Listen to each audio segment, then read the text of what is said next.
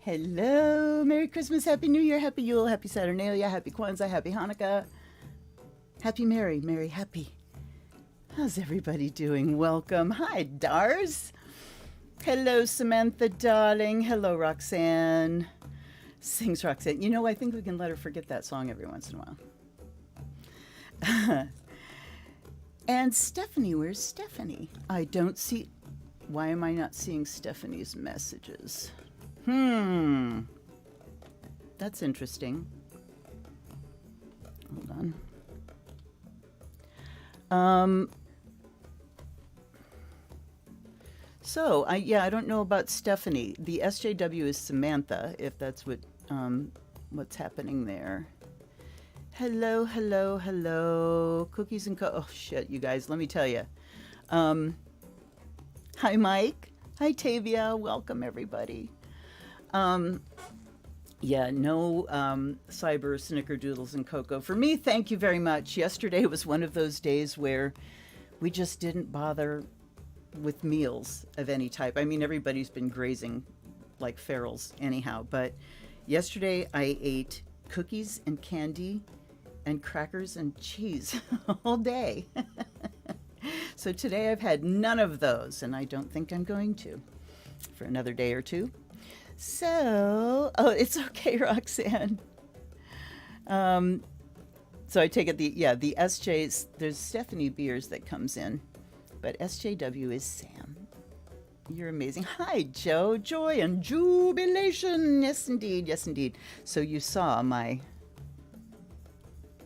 wonderful gift from my daughter, one of many gifts, but we're still making friends. Sorry for blowing your ears off.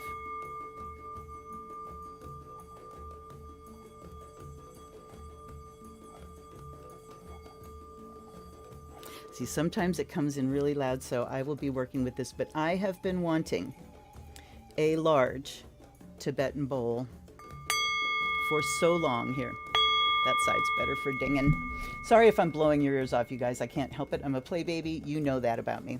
But so happy to have a righteous singing bowl at long last. I mean, I love my little one. No mistake about it. But the reason I have a little one is because the big ones are very expensive, and I've never been able to talk myself into spending that money. So I'm just so very happy.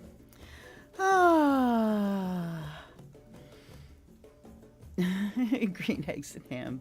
Yes, I look forward to eating something green tomorrow, truthfully. All right, you guys. So I was last minute just kind of because my son just left to go to my son and his partner just left to go to his partner's house, and my phone starts blowing up, and it's like, what's going on? And he's texting me that there's something huge going on in Kent, and we're seeing all of these emergency vehicles going by with lights flashing, and there's fire, and there's canine and a SWAT team in Kent and Ravenna and Stowe, and he's naming all these cities, and there's a Cleveland Clinic, fire, ambulance, and I'm like, what the fuck? And of course our Kent is still kind of recovering. Part of downtown road is still closed because of the mill explosion, a month ago or so. And so it's like, what the fuck is going on? And the crime scene unit, all this shit. I'm like, what the hell is going on? So I got on my Facebook Kent groups. There's Kent, Ohio group. There's Kent, Ohio picture page. There's Portage County group. There's one called Nosy Neighbors that I was in for a while, and I got out pretty quick because they're truly named. Anyway, it was a parade. It was supposed to happen, I think it was supposed to happen last weekend, or, during that dangerous cold. So they rescheduled it. But it's this parade to help Santa, boost Santa on his way. So thank God it wasn't something worse. So anyhow, how was your Christmas if you celebrate? How was your holiday? Whatever you celebrate, how was the first one? Was it good for you? Ours was very good. And damn it, I forgot. I wanted to show you the thing I made my son. I can't stand it. I'll be right back. Here. Talk amongst yourselves. Listen to some music. BRB.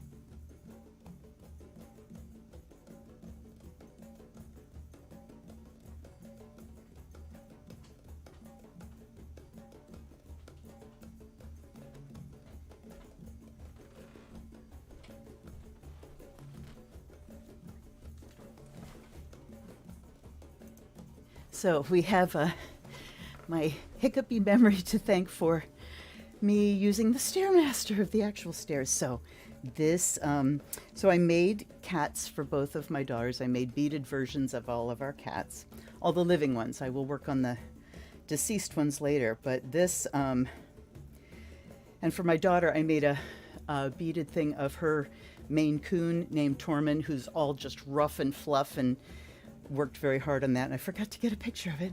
But this is what I made for my son. So, what you think, eh? In the town where I was born. So yeah, that's I worked for hours and hours and hours over 2 days. Okay, now, as I catch my breath, I will catch up with messages. Hello, Ellen. Welcome. Good evening to everybody. Sherry, did I miss Sherry? Where's Sherry? I don't see her. Oh no, let's see here. Oh, there's Sherry. Hi. Oh, you guys. This shadow has been wicked. And actually, Mercury is at a dead stop right now. It stations retrograde tomorrow morning at like 4:36, I think it is. That was the right emoji. You know, so funny. Oh, Sherry. Yes, I did see your post. Oh, my dear, I'm so sorry. And I pray that good health and recovery, that you're well on the way. So mote it be. Oh my goodness. Well, that one, yes, the Yellow Submarine was, I made the pattern myself. So I just took a brick stitch pattern and I started sketching, and it's kind of like, you know, in order to get certain design elements like this to look like what it needs to look like, you have to have a certain size, like these little porthole windows. In order to make them like a circle of beads, they had to take up a certain number of rows, and then from that you just decide. But you want to know what one of my favorite little parts is this little propeller. Can you see it? This guy. Come on, focus. Come on, focus, darling. It won't. All right, well. But yeah, and then this part up here was freestyle. So this is all brick stitch down here, but when I got to this part, it's like I'm just sewing beads and tacking them on here and there for all the little. Let's put you over here because I want to see you. So, anyhow, still catching my breath. So,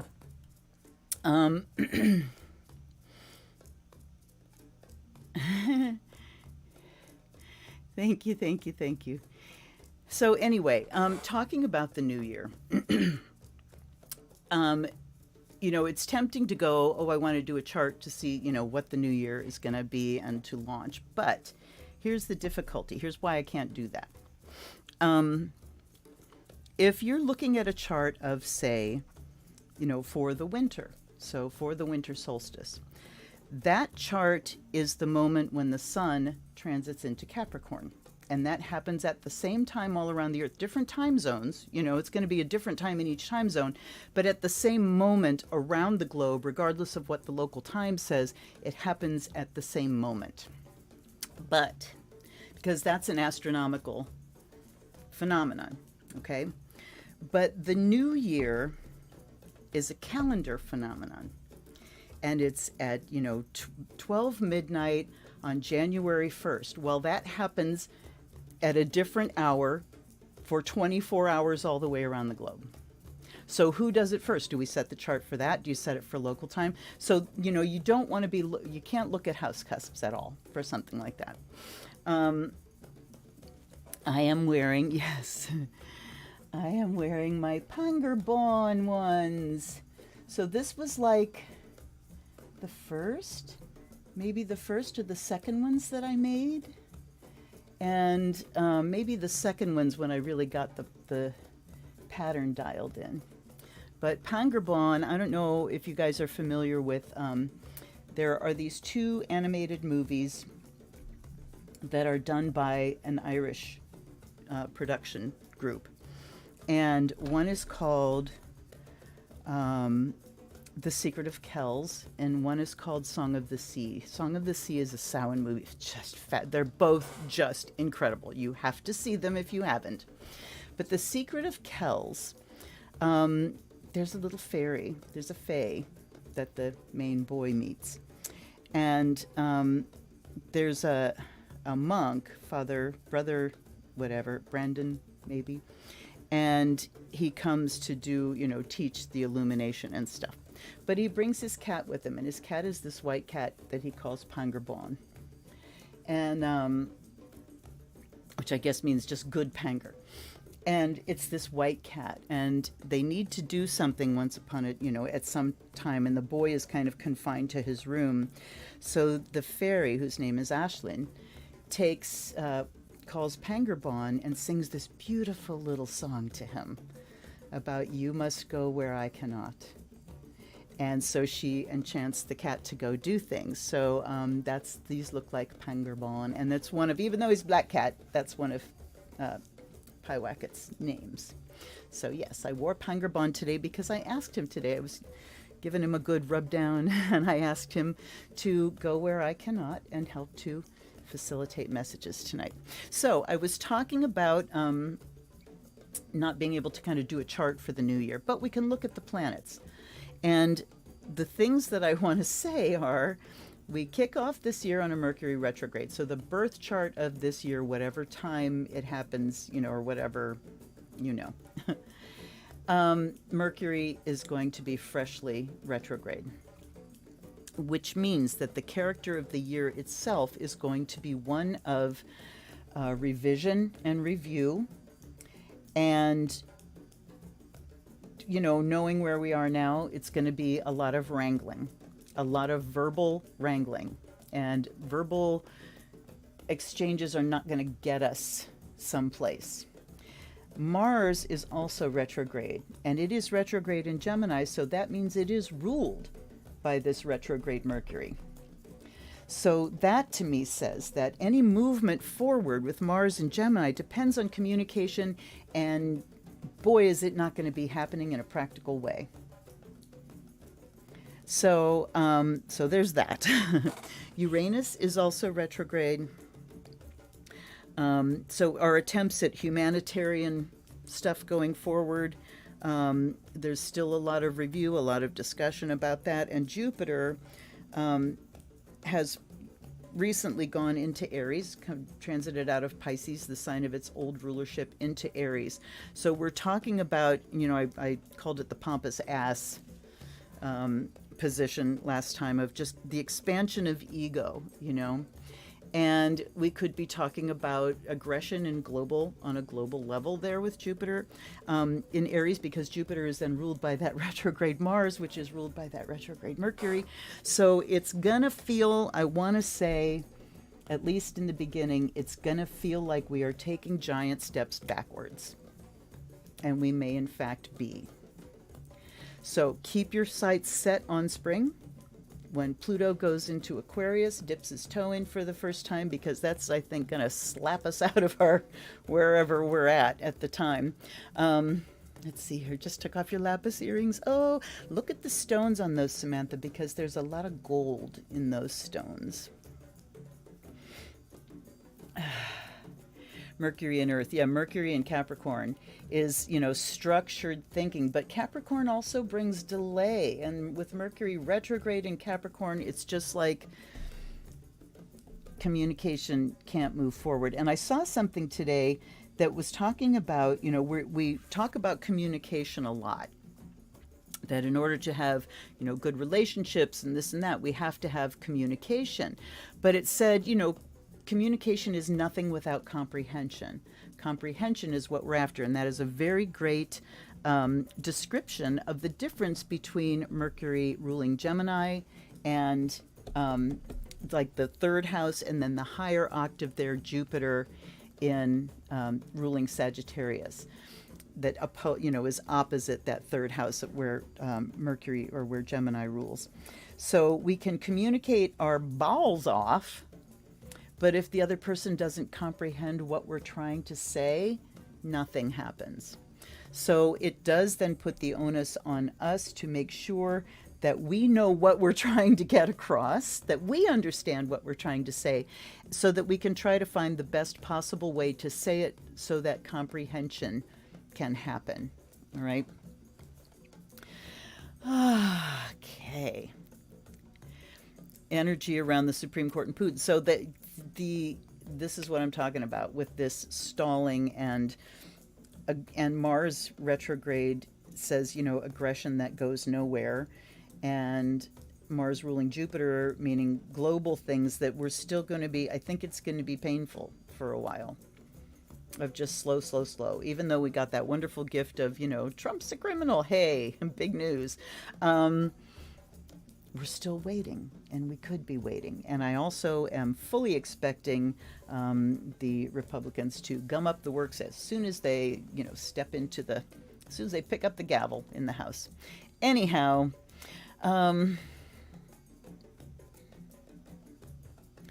listen in discernment using Mars protection to hold the tongue and learn. Wonderful. That is wonderful. So maybe this Mercury retro is kind of a boon, because it's going to make us to where we don't know what we're saying, and have a hard time being clear. So maybe our words won't piss people off as much, but we will see. Communication's about listening and not just talking. That's right. And it's a, dialogue, two people back and forth. Okay, I said this. This is what I understand you're saying. Well, not quite. Here's what I'm trying, the process of comprehension is a back and forth process. Yeah, we need a little work in that department. Yeah, I think so too. Hold on, I gotta make sure that my thing here is, yes, good. I had to make sure that my drums were going to repeat. All right. Boy, am I ambitious tonight. It's been a while, and I feel good. I feel good. This is the best I have felt after Christmas, 3 days after Christmas, in, I don't know, maybe ever. Monday was, we had something to go out and do, and then Tuesday was crash. Yesterday was crash day. And today I feel good. So, hey, here we go. All right. So my way too ambitious thing tonight is, let's see, do I want to put myself here? Where do I want to go? There. Maybe there. Let's see how bad that bugs me. Yeah, it bugs me too bad already. So I'm going to put me right here between the candles. Fuss, Luna, fuss. Anyhow, let's do the Astro Dice. So, thank you, Jill. Let's do the Astro Dice. All right. So, considering this new year ahead of us, launching this new year, and please remember, that the new year, the calendar new year, is an arbitrary thing. It really is. The first month of the year used to be kicked off at the equinox, you know? That's why the name for our ninth month is September, which means seven, because we fucked it up. And anyway, all right, you guys, here we go. Oh, wait, what the fuck? Let's just do a quick grounding. Stop for a moment. Be in your body. We're going to do this very quickly. Be in your body. Feel everything sinking down. Your attention coming down. Down, down, down out of your head. Release your thoughts. Or just ignore them. And bring that attention all the way down through your body to your butt. And then down your legs to your feet. Feel that low center of gravity. Okay? And then let's send a root out from the root chakra. Down into the earth. Plug in. Pull up the earth energy. We're going to do this super fast. Exhale all the way. On the inhale, pull up the earth energy. Fill up your body. Release only the breath. All the way out. Second inhale. Fill up, fill up, fill up. Feel it. Release just the breath. And one more time. Out the crown.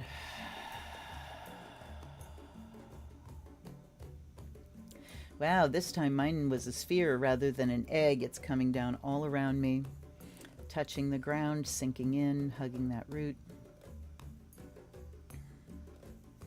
Opening up the crown for cosmic energy to come dancing and sparkling down in.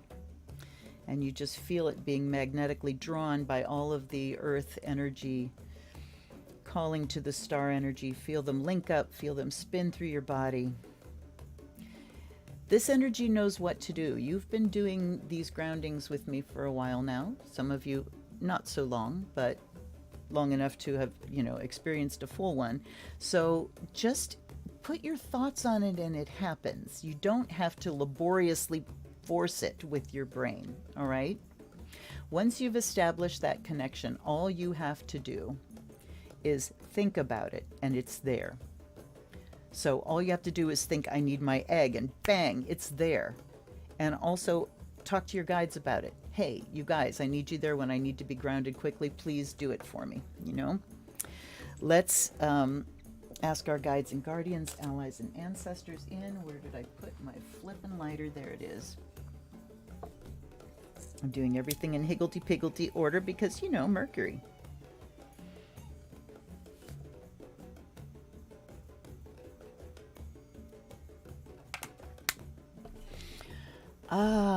By air and fire, may you be purified and charged. I am burning the very last of my sage. And we'll be switching to cedar.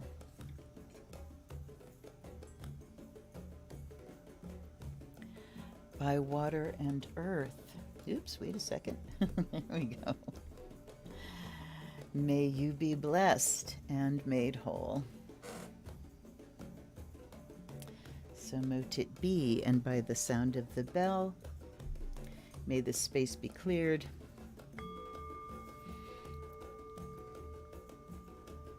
And spirit called in.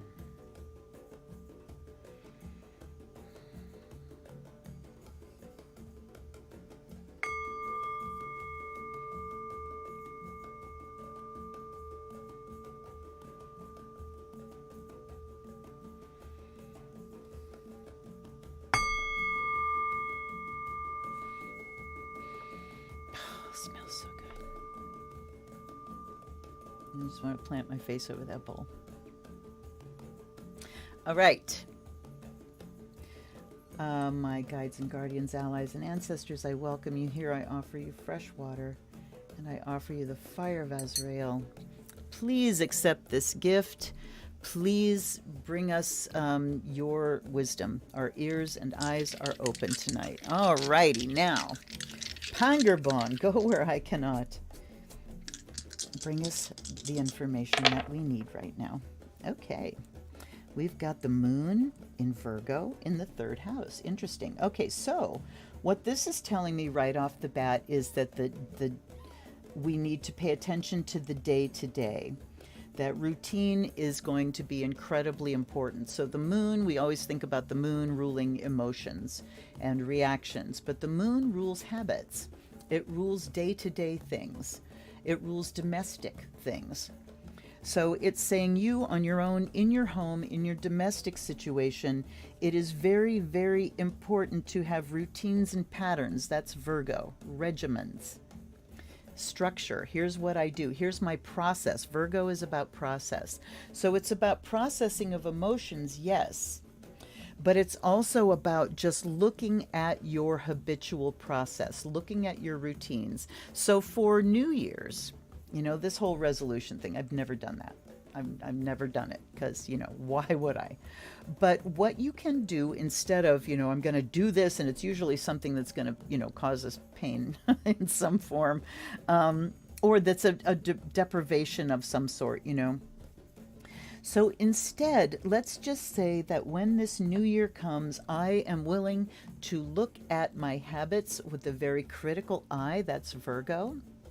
And because Mercury's retrograde, Mercury that rules Virgo, it's all about review, revision, and remembering too. And moon is memory. So let's look at and remember.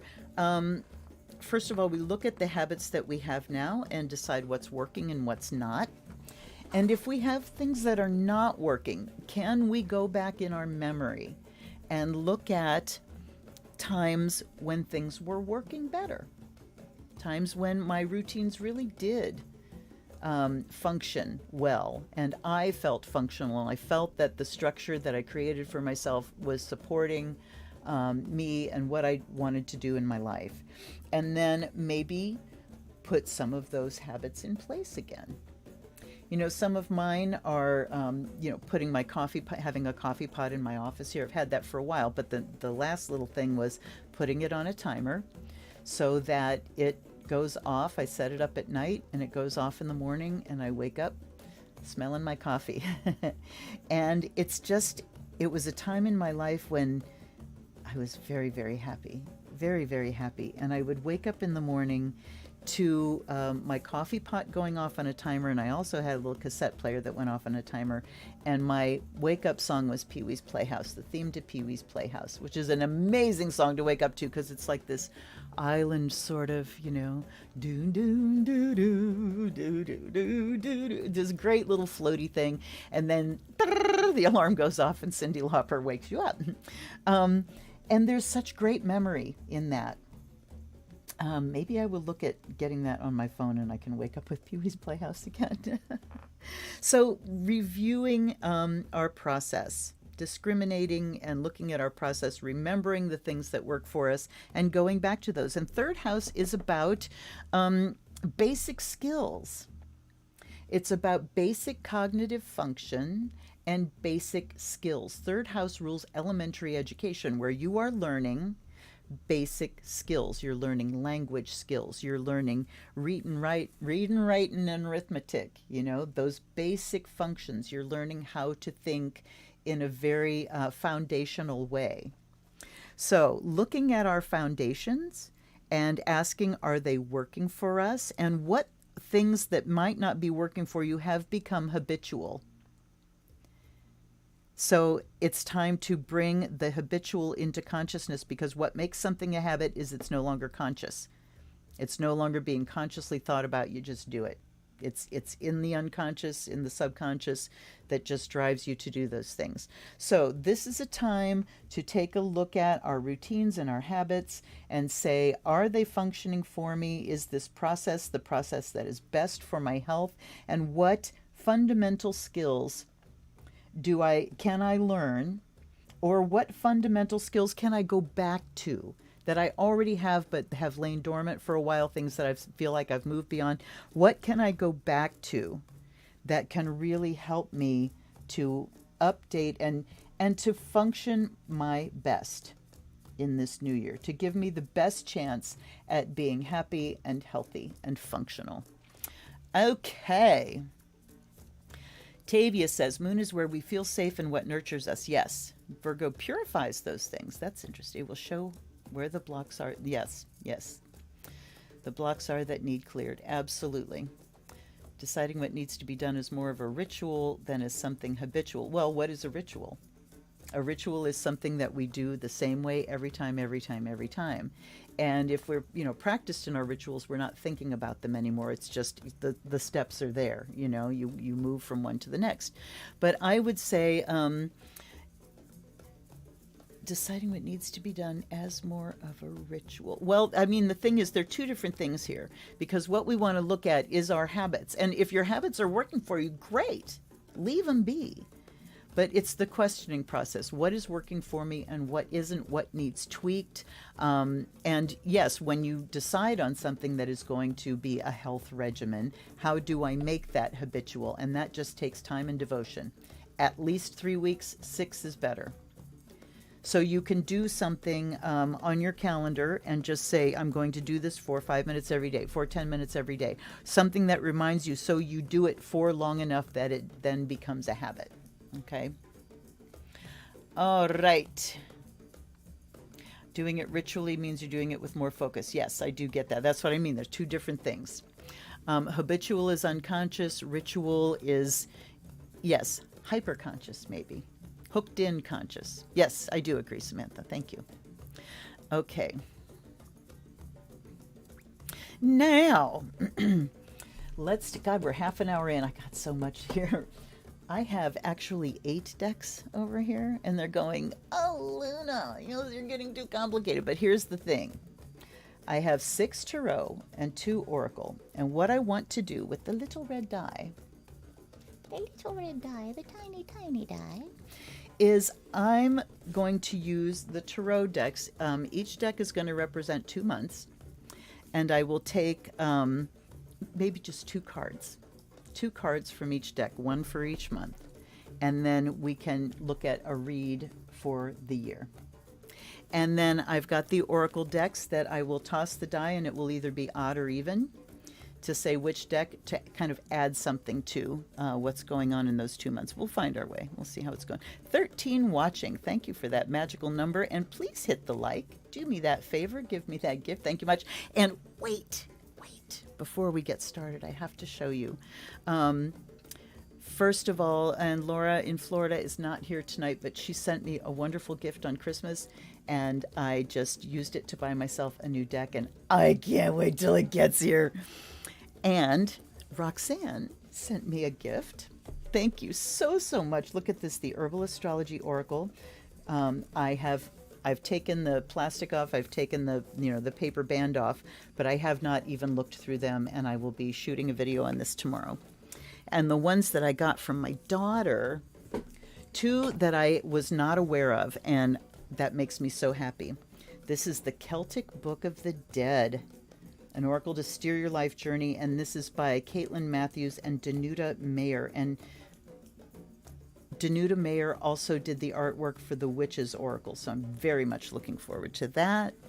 And then we have this. First time I saw it was going into Puffin Stuff, our little local head shop, and that's where my son saw it and sent the picture to my daughter, the Hieronymus Bosch Tarot.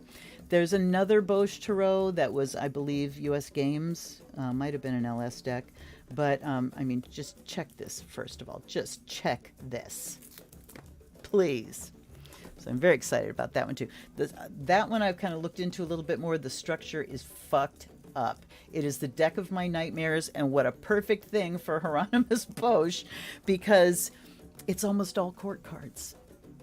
You've got the majors that are renamed and reimagined, and then you have page, knight, baron, queen, king, ace. I think there might be one more, of like 7 different suits or 6 different suits, and then there's 7 deadly sins, but they're all court cards except for aces.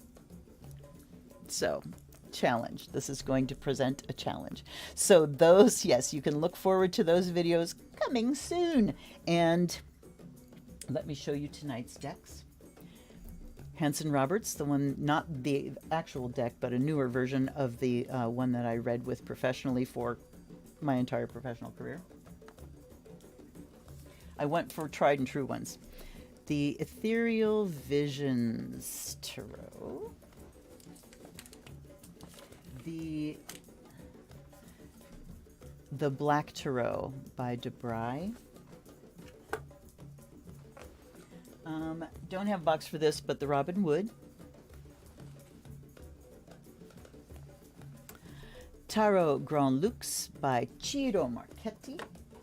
And Revelations Tarot by Zach Wong. And then for oracles, I have Starseed and The Sacred Traveler by Denise Lynn. Starseed is Rebecca Campbell and Daniel Noel. Okay. Yay. So let's start off now. With some more Verners. All right. So the first deck. Oh, uh-oh. It bounced. Uh-oh, you guys. Shit. Hold on. I'm going down here and I'm going to make lots of big light for a second. Ah, there it is. This is my therapy light and it's like a frickin' prison break. So, but it finds things really fast. Okay, now. It's been rescued. So, 4. January and February. Which deck would like to tell us about January and February? And hold on a second.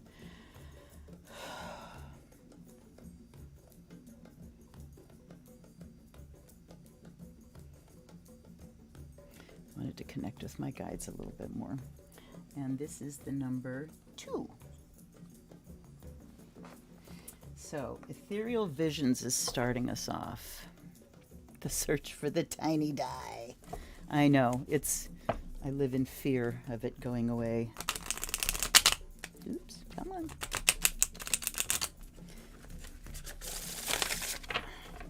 Yes, I am in the mood to muscle my decks into shuffling. The portable sun, yeah, no doubt about that. Except that it's very, very low UV, so.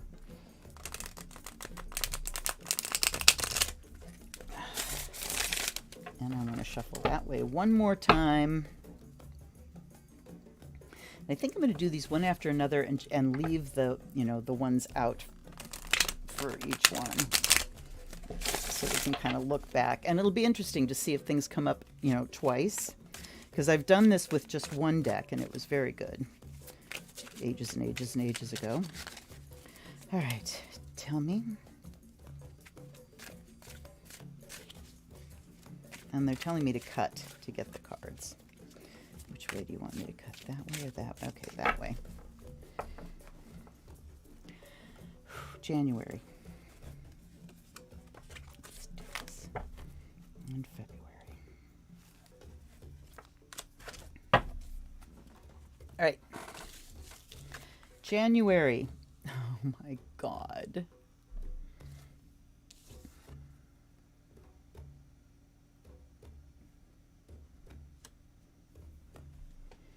January something ends. January something comes to a dead stop. Something ends. And then we have Page of Cups for February. I want not a court card or additional to a court card here. Oh, we have another major. We have the Hermit. So I'm going intuitively on this. So death in January, things are cold. In the Northern Hemisphere, things are dying. I think we're getting to an end point with many, many things. The death card just says final endings and painful endings many times. So we do have some big stuff to go through of feelings of loss, feelings of finality. Fatalism. There was something I saw the other day about old Putin saying that he's ready to start negotiating.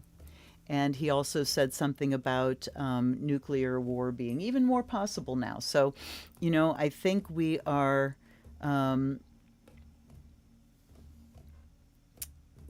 just, and of course, if you look at it just kind of on a spiritual aspect, at this time of year in the Northern Hemisphere, this is the big time of death. Everything's frozen, frozen, cold, dead. So I think this could also mean not a lot happening, nothing new happening in January, just endings, looking at things coming to an end. Then we had the Page of Cups and we have the Hermit. And the phrase I'm getting with the Hermit is going it alone. The Hermit also talks about looking deeply into things, but going it alone, and I'm hearing the word unilateral. So I'm thinking that we may be looking at some actions being taken unilaterally, actions being taken by someone alone, and also things coming to light. Someone shedding light on something, a wisdom coming out of the darkness, shining a light on things. And with Page of Cups, this is like the beginning of understanding our feelings and what our emotions are doing for us. Hold on. You know how much I hate court cards. Okay, Page. Confidence, happiness, contentment, insight. All right. So that's a little more positive, but I think it's like, things end, and then the Hermit stands up to say, okay, we're coming out of the dark and the cold. What are we shining a light on right now? But I'm also seeing things about somebody going it alone and something unilateral. All right. I call it the dead of winter for a reason. Absolutely. Absolutely. Hunker down kind of winter. Yep. Absolutely, honey. I mean, it's been, and I want to say how wonderful it was to have my family at my house for the first time in 3 years. Around my table and at my house, we were able to get together, for the first time because of the pandemic, and it was such a relief. And I feel like so many things have fallen away that we just don't need. The window dressings have fallen away. So that death also talks about us more and more just realizing that, we don't have to stick to those old routines and habits. You've heard me saying these things. Time for those old habits to end, and time for us to just go deep inside. That's what the Hermit says, to go deep inside, connect with your sensitivity, with your emotions, and see what you can shine a light on. And he's facing this way, so he's shining a light on those endings. And the Page of Cups also has always talked to me about some kind of practice or spiritual discipline. All right. Work on our empathy. Yep. That's for sure. Okay. So, March and April.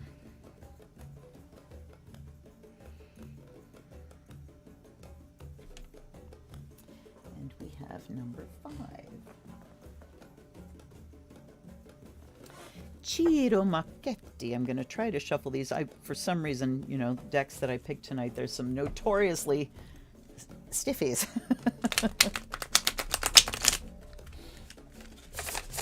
All right. It's satisfying when I can get it done, though. All right. Okay, a Page of Cups. Also for me, the Death card is also, this is the last period of being in a cocoon. Okay. Yep.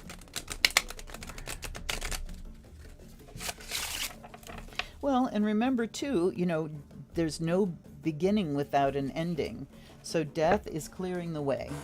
Death is an ending that clears the way for new growth, for the new to begin. Whoops.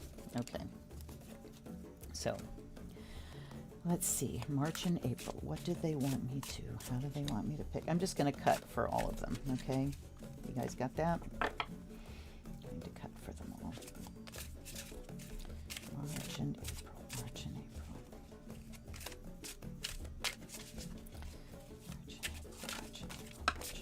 Okay, well, and of course there's 3. All right. Like I said, unless they decide to do something else. We have the 7 of Wands in March.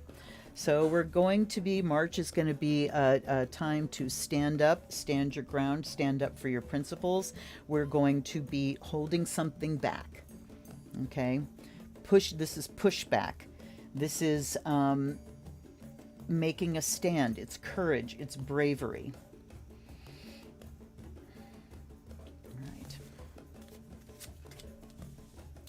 February, we have the 9 of Cups. We have the Wish card. April. March, April. So we make a stand, and something comes to fruition that we've been waiting and wishing for. You know, we got the 9 here and the 9 here. But the Wish card says in April, we get a big happy about something. And how interesting that March is when Pluto comes into Aquarius for the first time. So I think there's going to be a rush of something in March. And what I'm also getting, we're looking at government stuff, that there's certainly going to be pitched battles going on. But what I'm feeling is that with so much that has been exposed, I think the tolerance for gumming up the works is going to be very, very low. Because we know what happens when Republicans are in power. They don't write policy. They don't govern. They bully, and they harass, and they blockade. They gum up the works. And I think there's very little tolerance for that with the things that has been accomplished with the infrastructure spending. People are starting to see a light at the end of the tunnel. And so, this could be rising up against this push of House Republicans. They cannot wait to get their teeth into Hunter Biden. And I think their teeth are pretty much filed down to nubs because when you look at the investigation of the January 6th committee and their recommendations, their criminal referrals to the Justice Department, do you remember all the Benghazi trials? Do you remember how many criminal referrals came out of that? Okay. So I think March and April are looking good. And what do we have here? We have the Fool. What a perfect card for spring and fall. I'm hitting sequins on this cloth. So, yes, the Fool says we get a true beginning. Look at this. Death, the Fool. We get endings, big endings in January that teach us something. And then we get new beginnings here that see us rising up, being brave, and being happy, wish fulfilled. All right.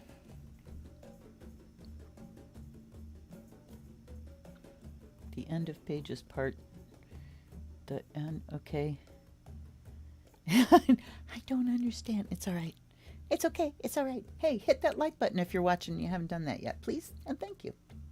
This is for May and June. And we have Debris, Black Tarot. This is going to be difficult to shuffle. This one is super stiff. Hi, Ellen. Were you here before? Numerologically, this will be the year of the Chariot. Okay. The 7 card, yeah. That makes sense.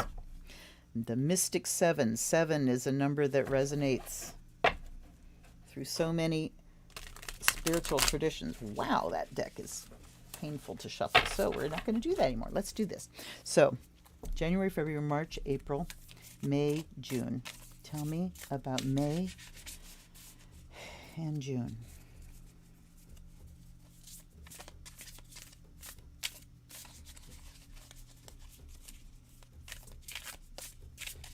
All right.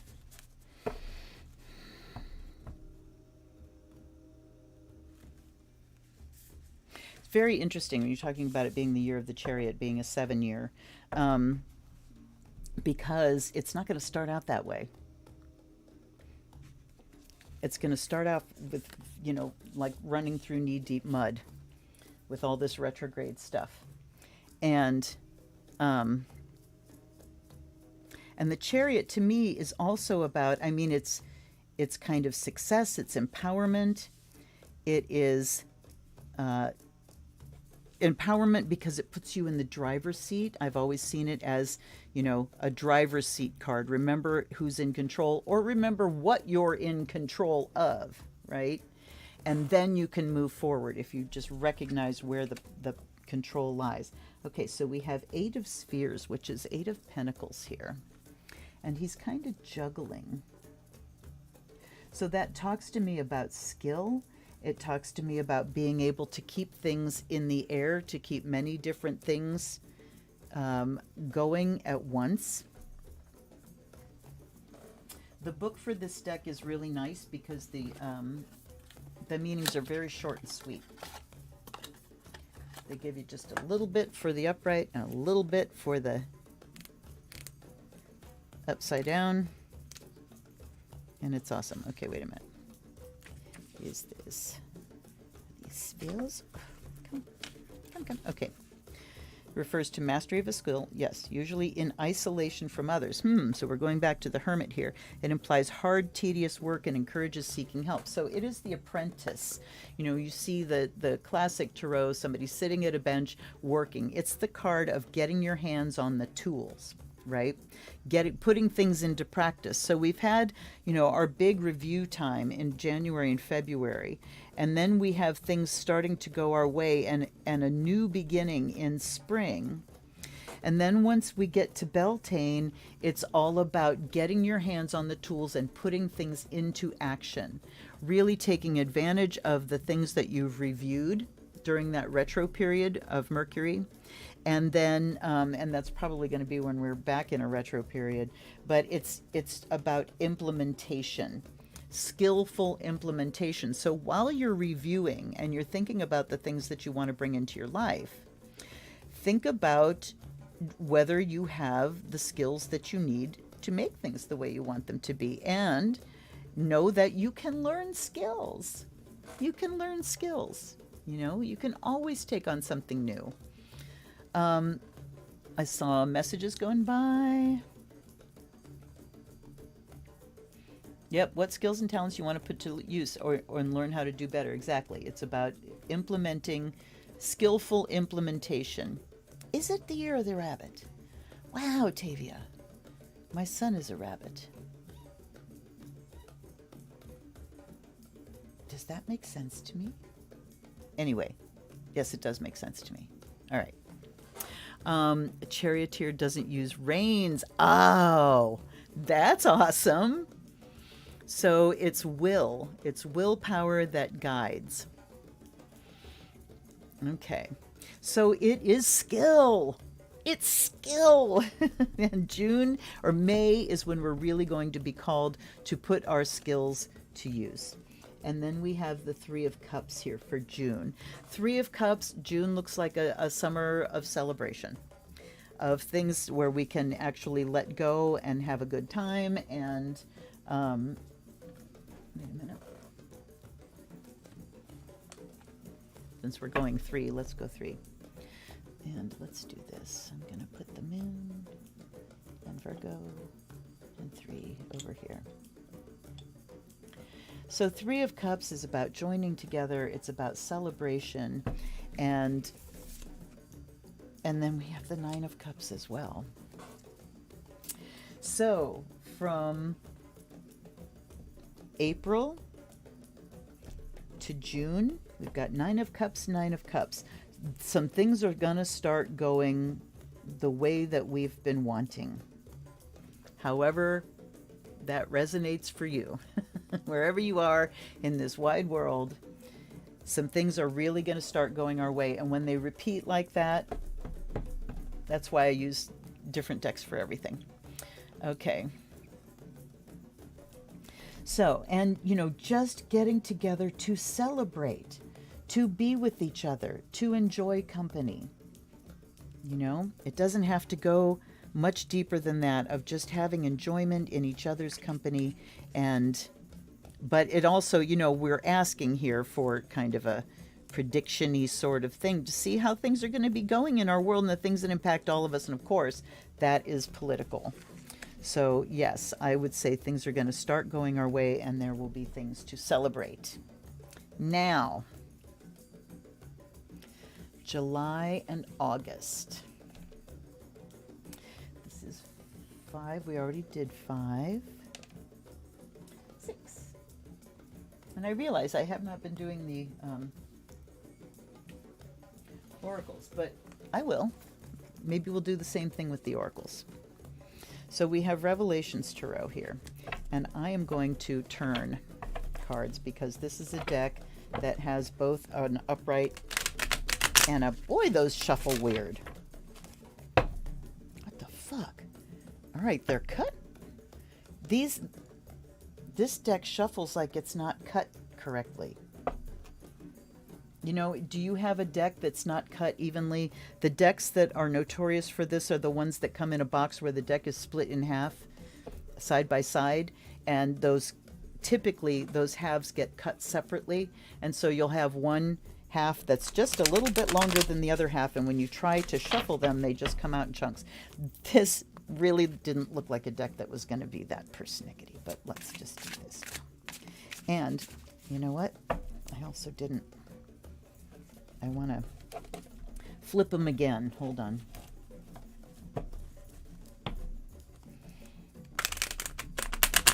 It's also about, you know, we can't let the deck win. We can't let the cardboard win. Flip it around again. All right. Now,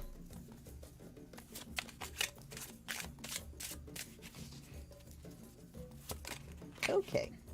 Here we go. Oh, stop.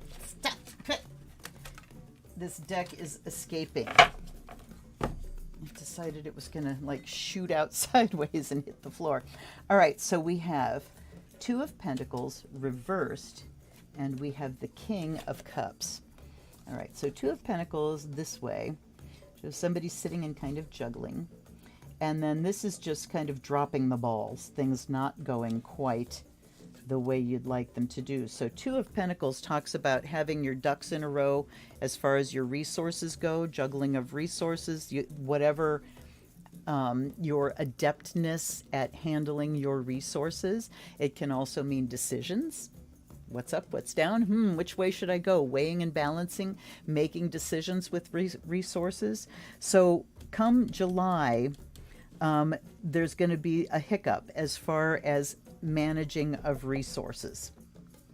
As far as all the balls we're trying to keep in the air and all the things we're trying to manage, some things could possibly come crashing down, or some decisions could come back to bite us. And then we've got the King of Cups. He is about emotional mastery. He says, and don't let this throw you off balance emotionally. But this, okay, I see that I'm reading the King for here. I'm going to take another one for August. So the King of Cups just says that we are, we'll decide here, that we've got some juggling to do. We've got to revise and redecide some things. We've got to maybe let some things fall away, but it's not going to shake us emotionally. And then we have the Lover's card for August. I mean, the King could probably, let's look at the King for August, because that too was supposed to be for July and August. And then we get the Major like these other ones. And the Lover's card here says that, well, I mean, look at the Lover's card. It's the attraction principle. It is being in the energy that you want to attract. It's behaving as if. It's union, it's agreements, it's joining together in a more impactful way than the Three of Cups. Three of Cups is joining together for an afternoon or an evening to have some great fun with your friends and hang out and have a cocktail and, you know, do a ritual, whatever. It's great. But the Lover's card is about joining on a much deeper level. So what I'm seeing here is collaboration, is union, where there was disunion. So July and August, I mean, when we have these two or this 4-month period with the Nine of Cups coming up in both places of things going our way, the Lovers maybe says, okay, what I'm getting is that we begin to attract more people away from crazy town and into reasonable discourse. And decisions can be made together about resources. Bipartisan, they're screaming bipartisan in my head. So we started with kind of unilateral stuff here. By the time we get to August, July and August, we've got some cooperation going on and some unity going on. Yep, wherever two or more are gathered, cautionary second half of the year from overconfidence.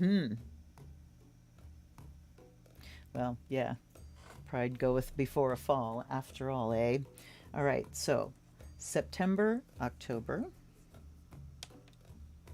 We already did that one. 1. And this is my lovely little Hanson Roberts. This deck just feels so good in my hands.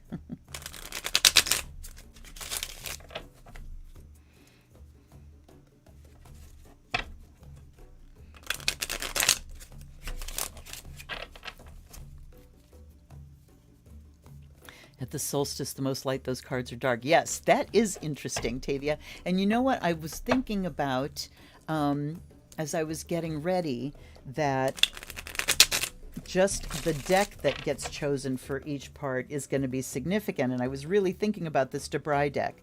So I think that, you know, perhaps when does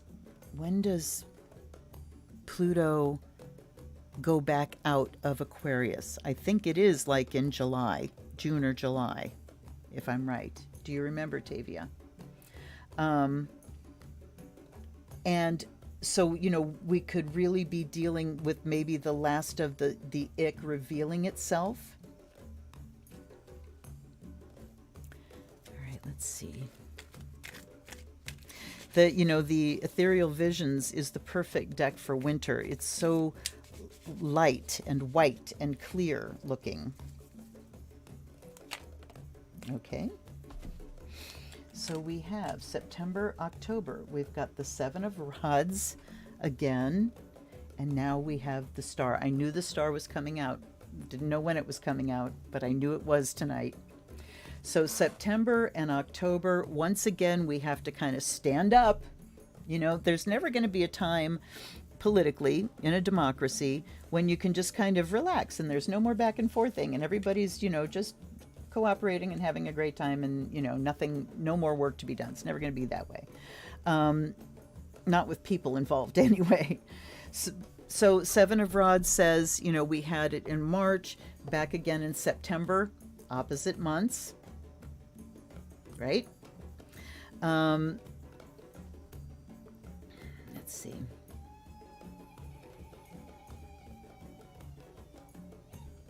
So yeah, we are going to have to stand up again in September, but then in October we talk about hope really coming into becoming bright, hope brightening, that there's a lot to be hopeful for by that time. Let's have one more.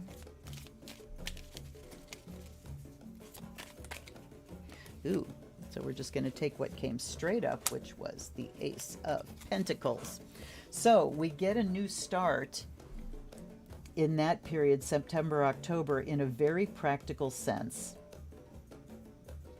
Very practical sense. New solid ground under our feet. New, perhaps the economy really takes a bounce in a great way. But it's hopeful. And there's a new beginning in a way that we can see, feel, and experience physically. September, October, November, and December. We did you. So which one is left?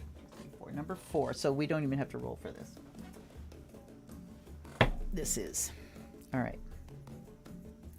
So come this time next year. Oh, Robin Wood Tarot. You, the easiest shuffling deck in this whole pile. Thank you for that. June 11th, it goes back into Capricorn. Okay. All right. So, yeah, I think Pluto dipping back into Capricorn, these black cards saying that we've got one more round of exposition of the ick. But it's going to be exposed in a way that is good, is very good. And fulfills our wishes. All right. Oops.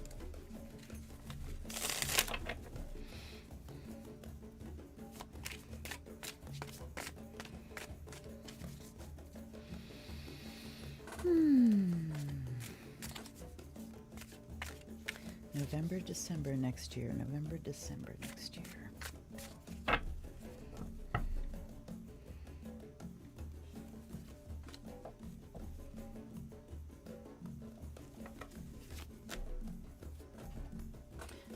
You know, I'm going to take a third one anyway. Okay. This is November. This is December. Ho, ho, ho, ho. Okay, November and December. November's not looking so good. November, we've got a lot of heartache to deal with. So we get very hopeful in October. And then we get our hearts broken. So, you know, just be aware. And, you know, you guys, does anybody really ever expect a reading to say all wonderful things are going to happen? No, we're not that delusional, right? We know life is ups and downs and ups and downs and ups and downs. It's problems to be solved. It's, you know, experience to be processed and all of that stuff. So, definitely some heartache coming back in November. I mean, we're past the midterms.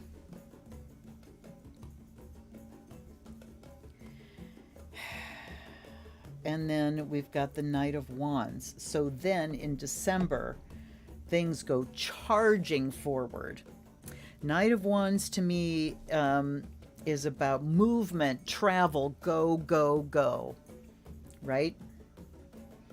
And then we have the Emperor. Wow. Okay. So I think that something in November here causes us some pain. And the Emperor, the powers that be, I'm looking at Biden here, but something comes charging forward.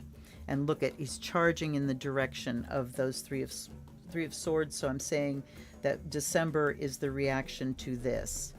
That something has to be done, something has to move, and it's decisive. It's decisive. Decisions are called for. And, you know, I mean, hate to say this, but, you know, China was having all of these protests because their lockdowns were so severe that people were just not able to survive.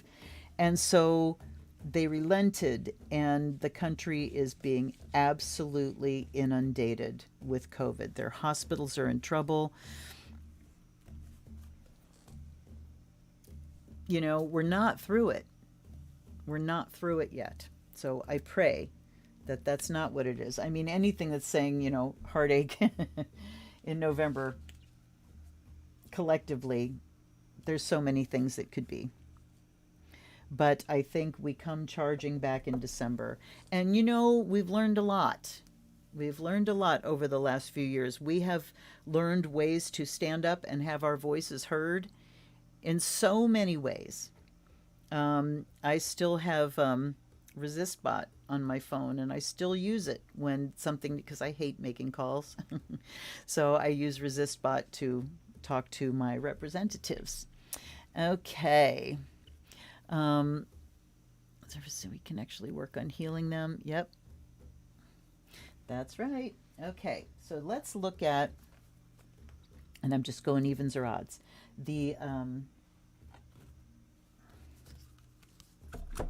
These are going to be evens. And these are going to be odds. The Starseed and the Sacred Traveler. Ending of 23's hurricane season. Ooh, yeah, you know, and that I am getting with this that it's something not in our control, something not of our choice, Joe. So yes, thank you for that. I do feel like there's something that we just have to cope with. So it could be that. It could be, I mean, the severity of weather, climate change, it just keeps rolling, doesn't it? And this shows me something undeniable, some heartache that it's absolutely unignorable, undeniable, and that it does get dealt with in a decisive way. All right. So, for January and February, let's pick from one or the other here. What did I do? There it is. Let's see whether we're doing odds or evens, and then we will look at that period maybe in a more spiritual way. And so I used the tarot. I picked the 6 tarot decks because I wanted to see something in a more practical light, you know. And then these can take us in the more spiritual direction. So evens for January and February. Study, yeah, no shit. Oh, Joe, no shit. You know, we are in, I am in an area that we're just a hair south of the snow belt. But every once in a while, when we have those events where something's coming across the lake and the lake isn't frozen yet, and you get caught in a band, you know, you can get more than a foot of snow, and people just to the east and west of us hardly have anything. It's just the way the band's set up. But Buffalo, poor Buffalo, I mean, they get hammered. And this is the second time recently that they have been hammered to such an extreme degree. I remember the last time the big question was, where do we put the snow? And they were, you know, shoving it into the lake. But if the lake is frozen, and I don't think the lake is frozen, I think that might have been why it was so severe. So, whoops, let's let you know what? That one wanted to stay on the table for a reason. Let's find out what it is. The blue flame, spontaneous awakening, activation, integration time. So that Page of Cups is about integrating the things that we're learning internally. Spontaneous awakening, there's the Hermit. Activation and integration. So this Death card, the endings that we go through, and you know, that doesn't necessarily mean that things will end. It's just we will be dealing with. So, you know, if you look at it personally, maybe there's an ending that you just haven't quite grappled with or dealt with yet, but January is when it's going to hit you full force. It could also be there's something new that comes to an end that, you know, is final. So, you know, there's so many ways to look at it and so many layers. But integration, that's the Page of Cups, looking in the direction of this death, integrating the things that we've lost, and spontaneous awakening is the Hermit. When we do that, when we look at the losses that we've suffered and continue to suffer, and we begin to process the emotions, Moon Virgo, we begin to process the emotions,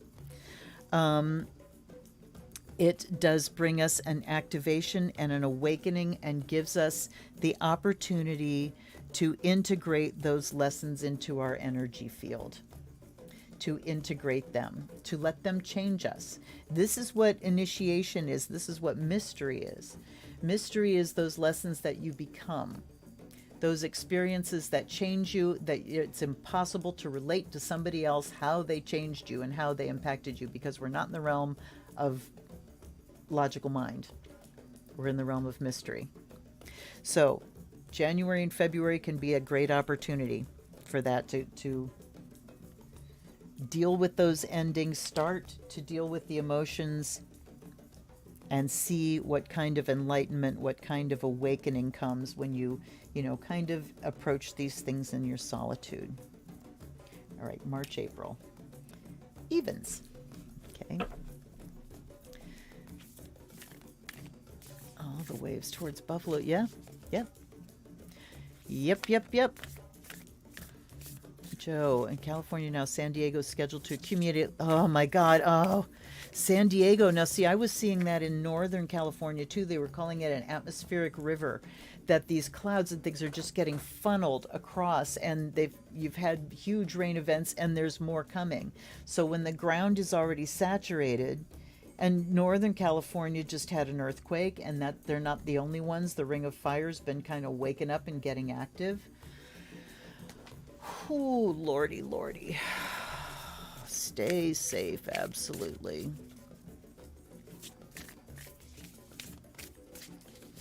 And, maybe think about moving away from the places that get hit so hard with those things.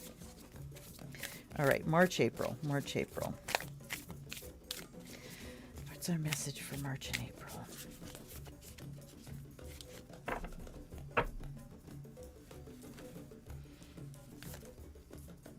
Star ancestors, hidden secrets, lost wisdom, look a little deeper. All right.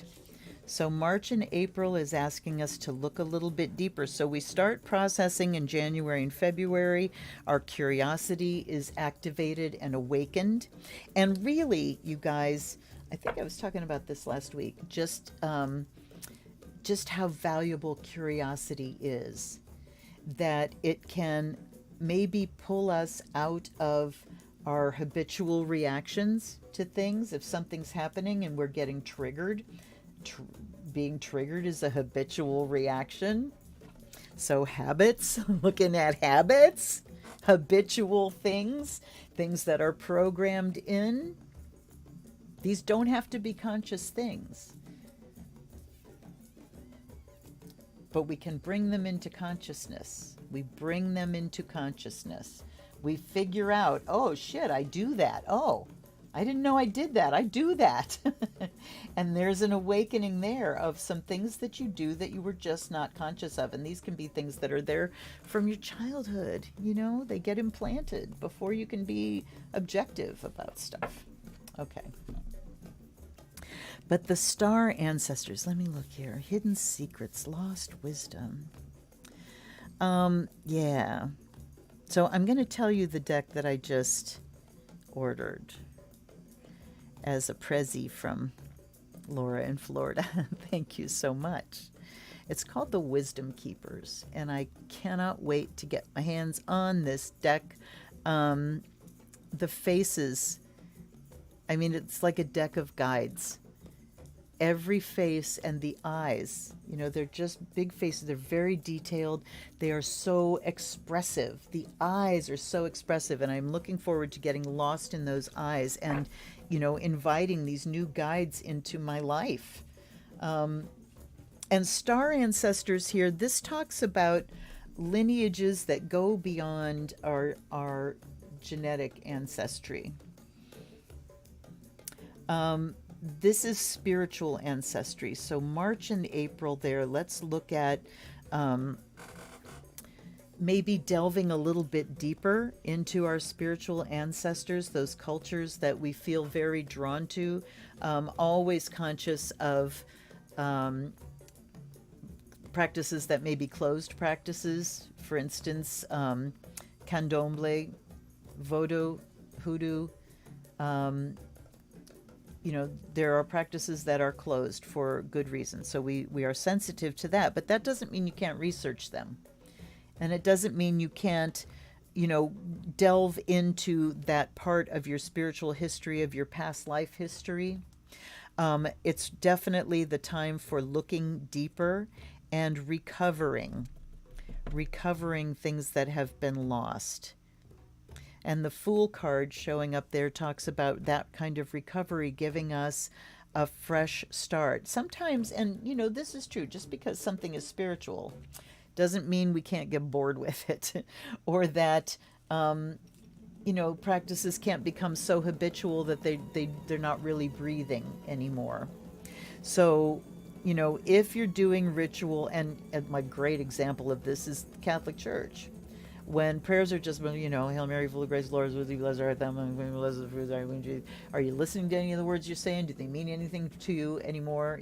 So it's also checking habits so that we can be refreshed, and you might not change the habit at all, but you just look deeper into it and look at it again and listen to the words again and see what happens. And, it is so valuable to cycle back around on lessons that we've learned and practices that we do.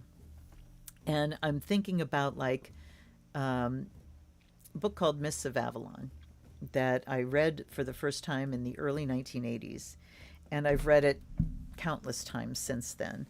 And the first, years of reading and rereading, it would just be, loving the story again. And then I would leave it alone for a little while. And when I would come back and read it again, it would be like, ooh, that part never really caught my attention before.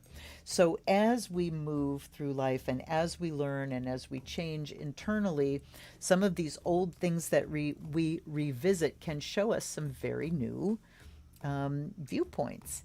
And the last time I read Mists of Avalon was just in the last few years. And I put it in the bathroom so I would slow read it.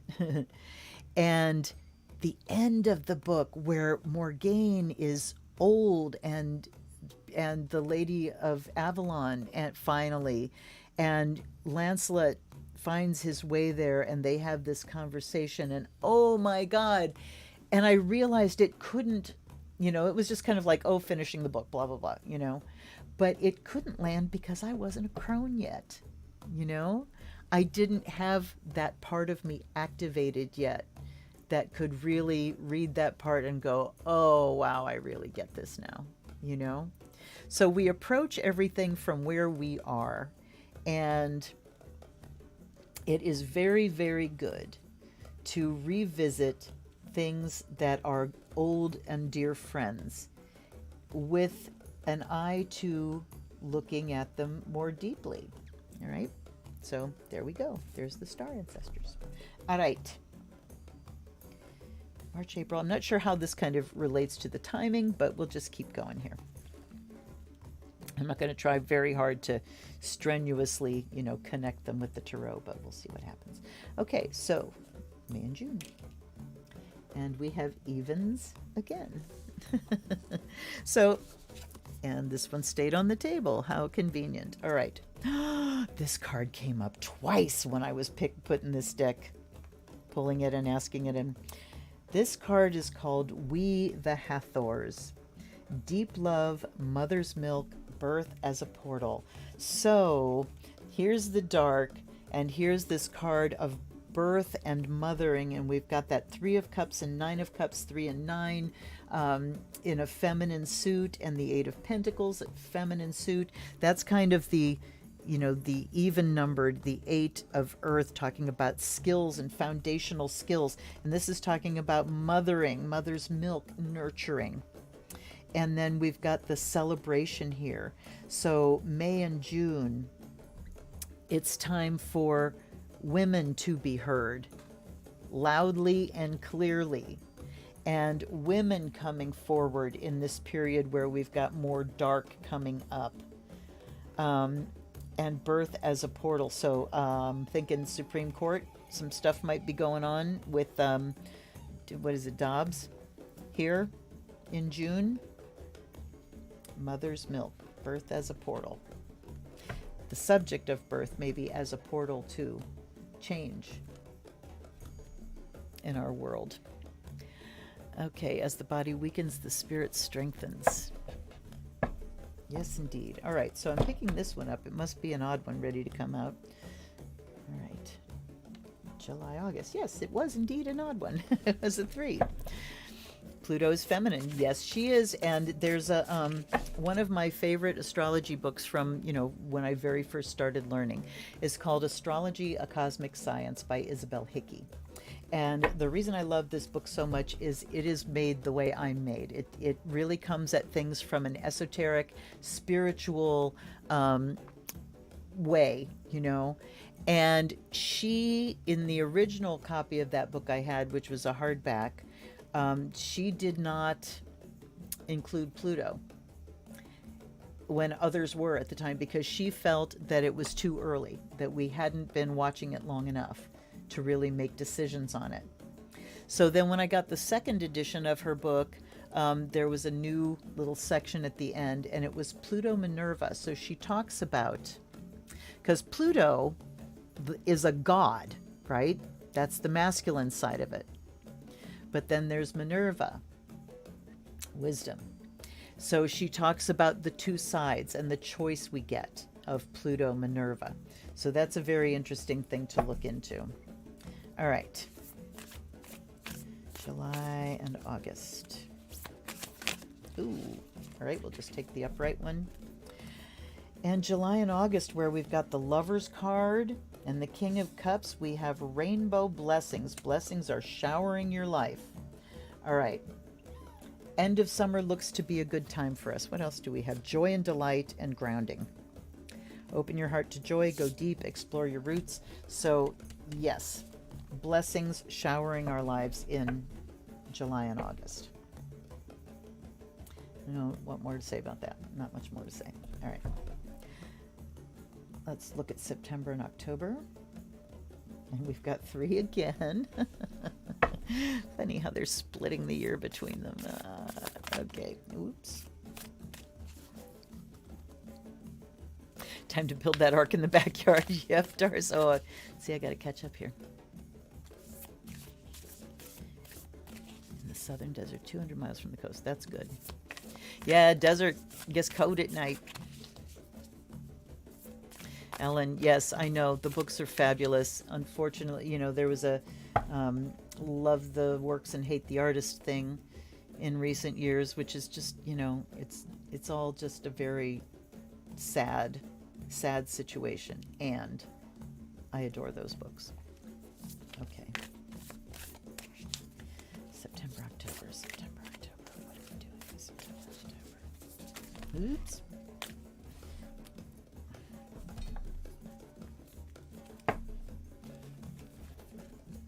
Do this.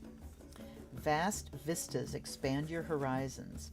So September, October is when we had hope coming up, but having to stand our ground, and then new beginnings.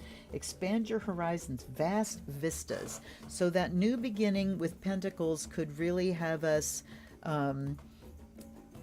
in motion on a very practical level, and new starts again on a really concrete material level. And this talks about expanding your horizons. So, maybe, I don't know. Everybody's going to move abroad. No, that doesn't really work, but we'll take it. All right. Now let's see what the last one wants to do. Odds or evens? Odds, 3 again. I rolled 3 3s in a row. Triple Goddess says hi. The triple says hi. All right. Oh, that one.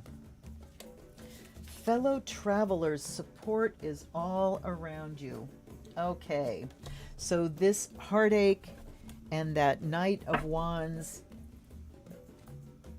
the horse rearing up and charging towards to help where there is heartache, the Emperor being so decisive, and fellow travelers says support is all around you. So I think that this 3 of Swords is something here that brings us together.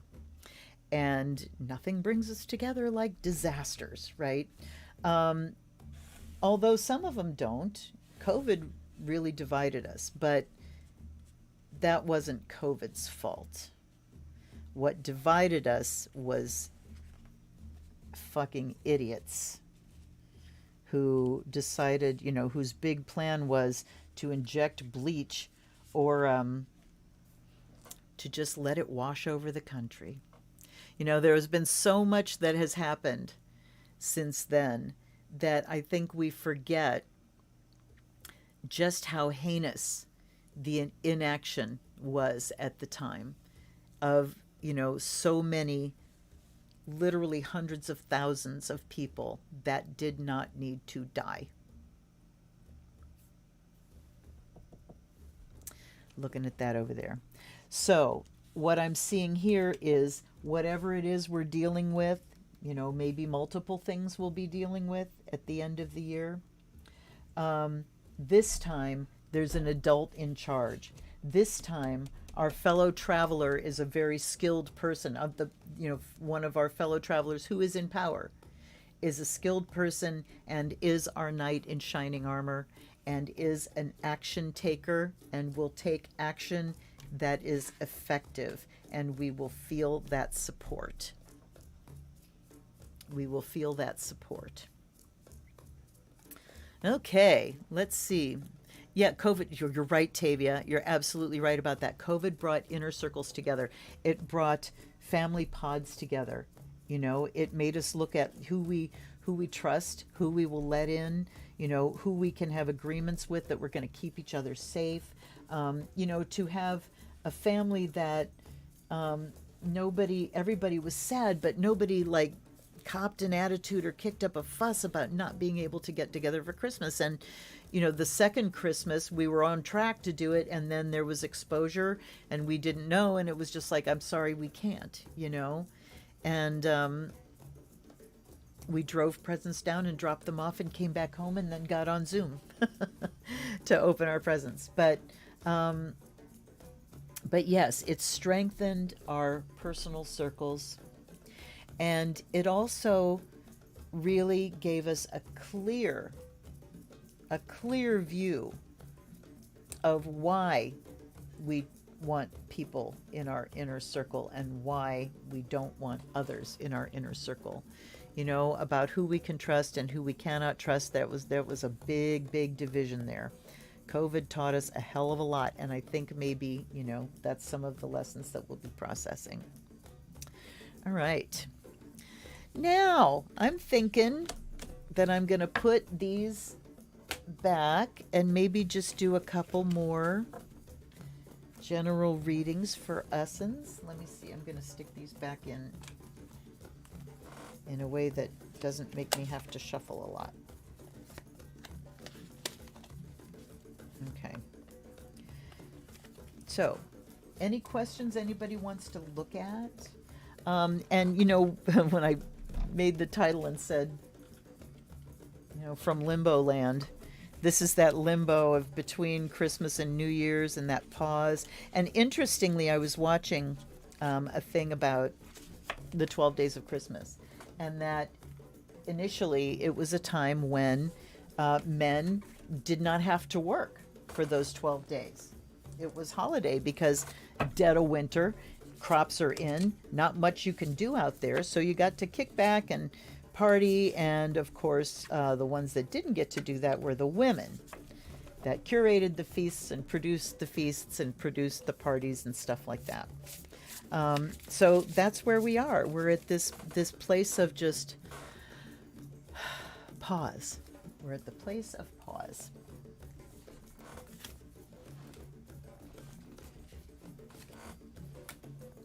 It'll be interesting next year, next New Year's, to come back and revisit this video and see exactly what's going on. Won't it? All right. Yeah, the lessons have not been fully realized. Absolutely. The fullness of time. It will be unfolding for a long time. Long time.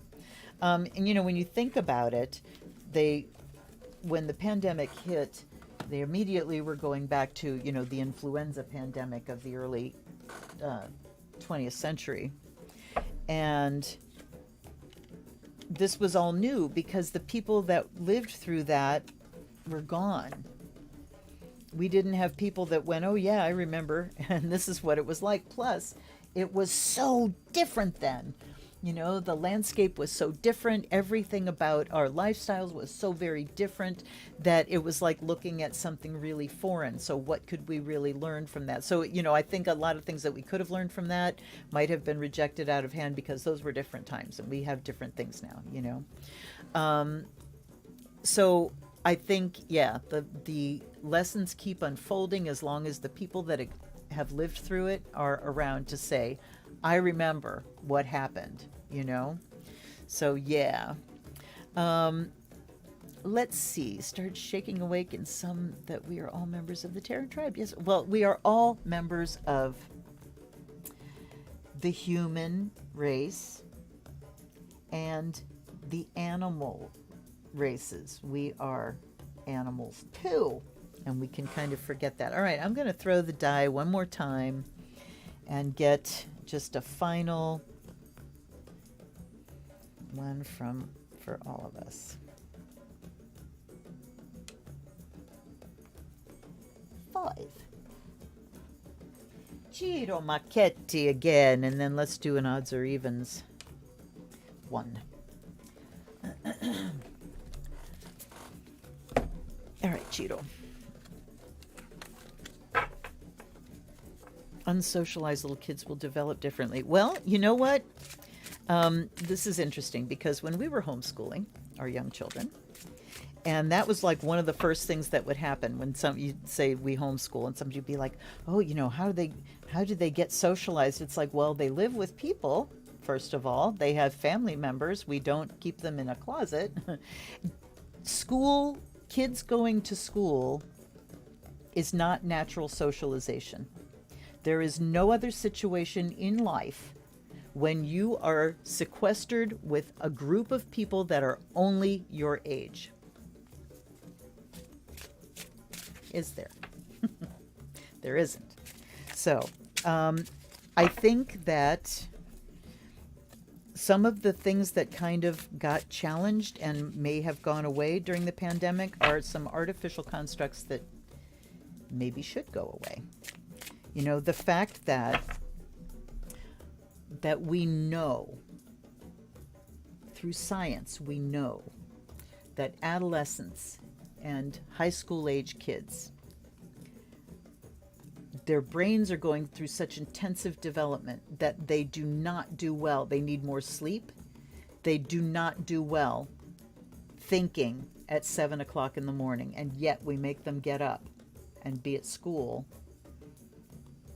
by 7:30 in the morning.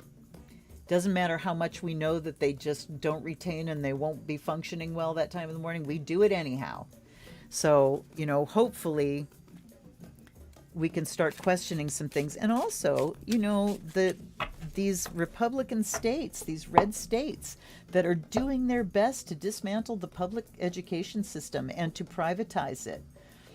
They're going to hammer it into the ground like they do with everything else. And let's hope that then catalyzes and begins to regenerate into things that make more sense developmentally than the way we do things now. No, but you know, I mean, we had our pods. I don't know that any kids were raised like in complete isolation. And I mean, it happens without a pandemic. There are some, you know, extreme cases. We'll see. I mean, it'll be unfolding. Yes, it will. Yes, it will.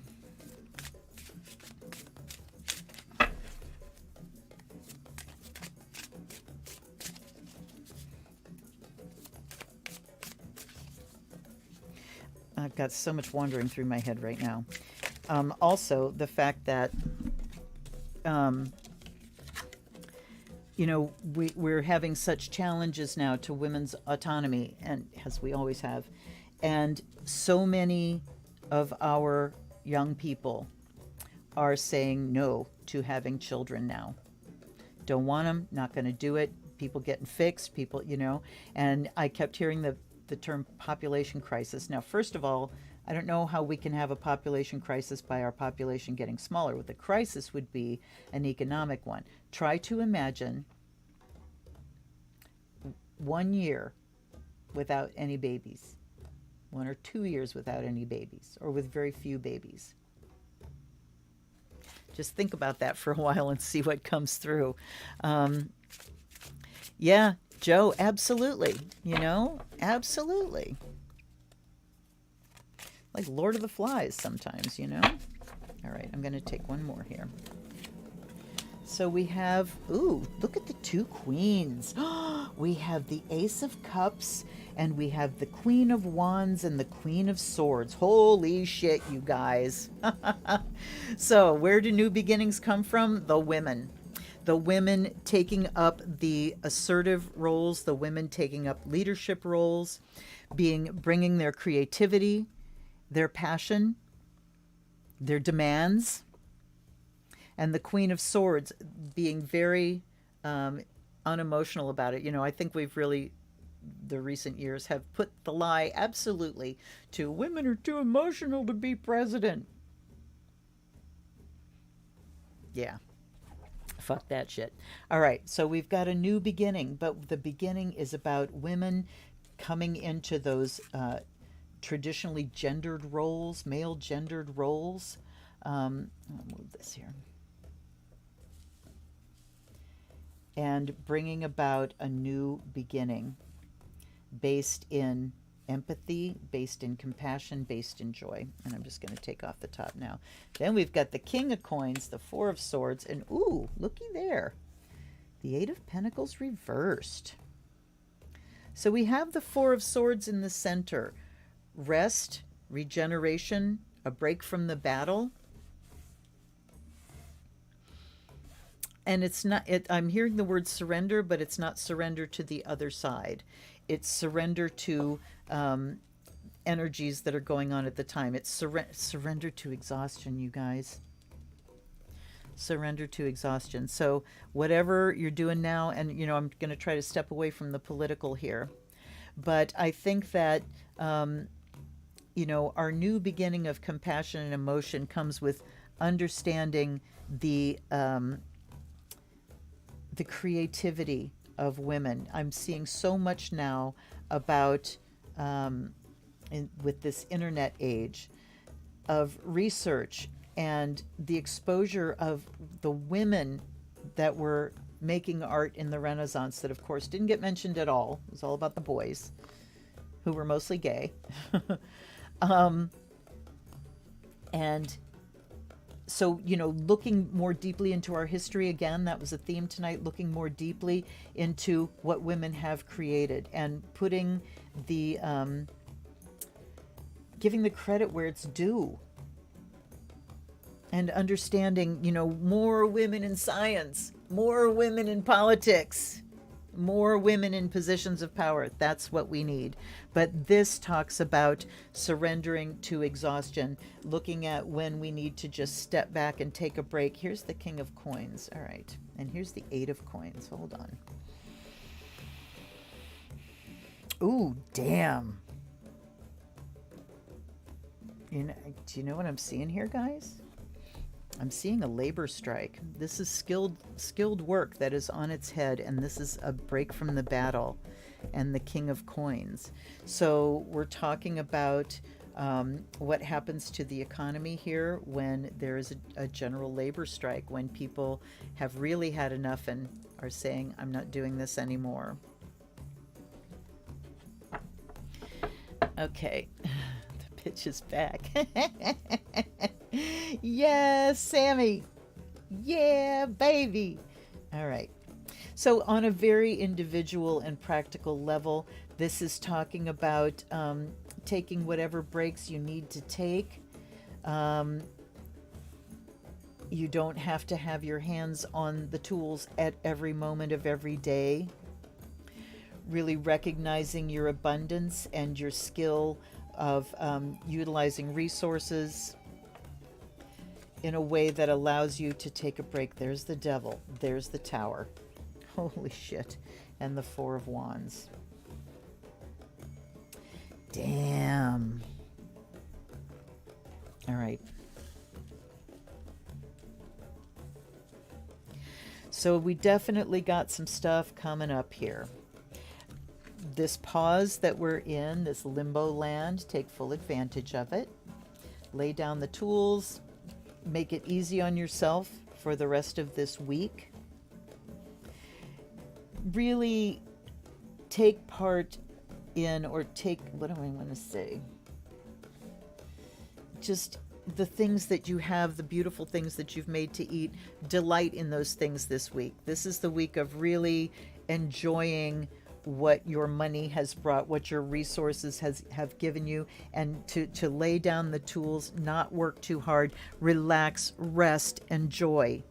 And then we've got the Devil and the Tower and the Four of Wands. So Tower is disruption, Devil is the stuff that has control of us.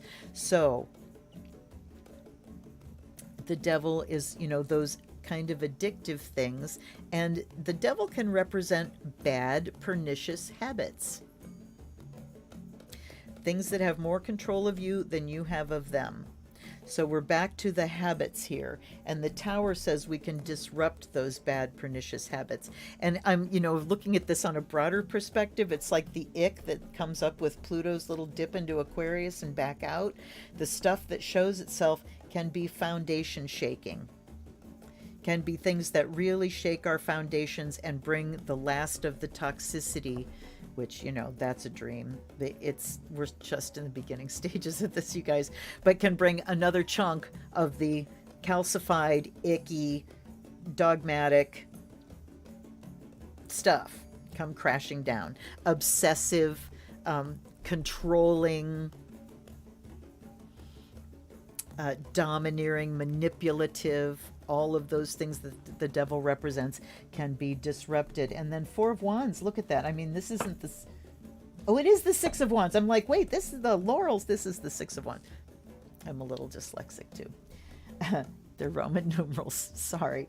Six of Wands, victory, victory. So right when things get towards the end, and things can crash and burn, that is when we will know we have the victory, when we are able to let things crash and burn. Oh, I picked her up. All right. Wait, I didn't put those cards back the right way. I want to take one more, so we have 10 cards. Where are we at? Almost 2 hours. Okay.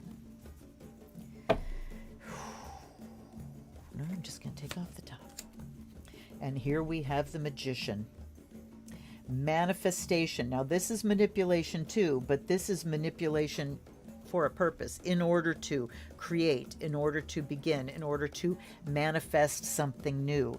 This is, I have the skill to manipulate the resources that are available to me in order to begin something. Again, we've got the Ace of Cups, and the Magician is the one. So yeah. Wow.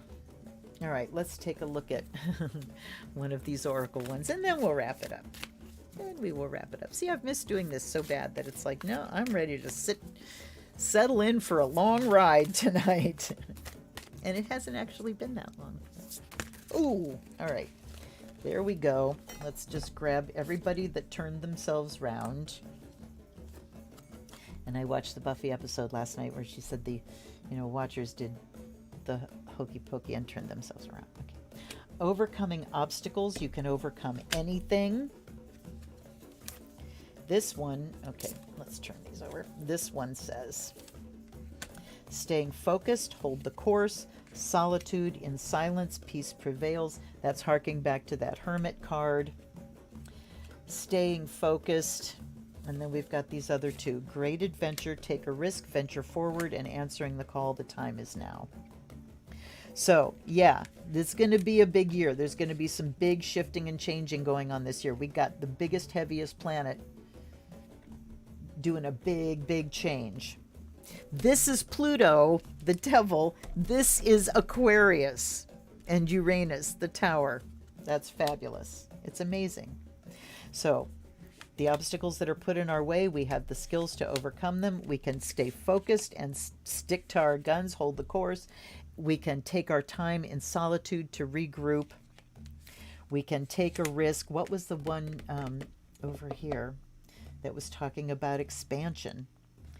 Being brave enough to go into the future with no assurances, without knowing what it's going to look like at the end.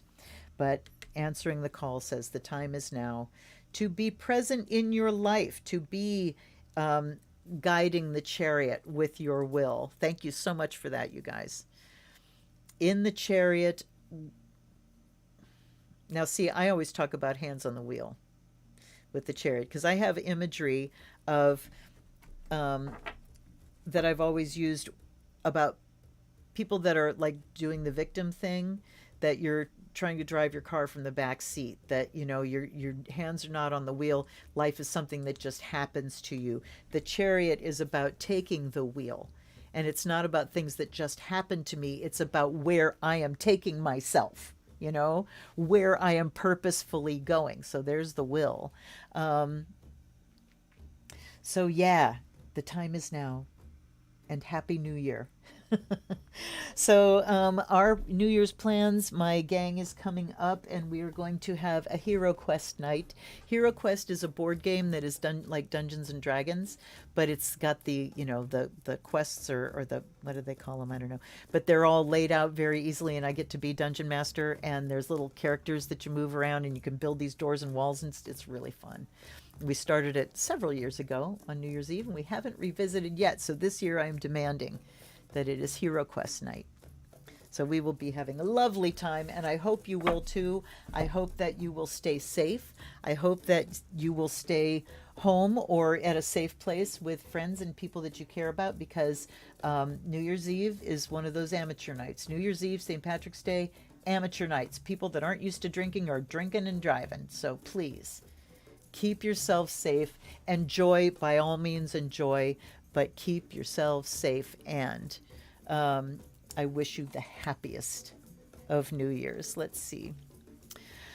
Oh, thank you, Tavia. It was fun. That was a fun thing to do. The sacred fool, be faithfully playful, not fearfully petrified. Yes, that's tons of it. Okay. Yes, you're very welcome. And yes, please hit the like button. Thank you. I saw one more happen there. So thank you for that. Walking by faith, not by sight. You got that right, child. We will walk our talk. Yes, Happy New Year, and the cats and you will be merry. Yay, Joe. You're a person after my own heart. And let's see. No, Pyewacket did not come in tonight. Oh, well. I love you guys. Take care. Have an excellent, whoops, that's not what I wanted to do. This is what I wanted to do. Make big face. Big face. Have an excellent, excellent New Year. I will see you for an unboxing. But beyond that, live, I will see you next year. So many blessings for the change and for bidding goodbye to the old and welcoming in the new. Take care of yourselves. Blessed be.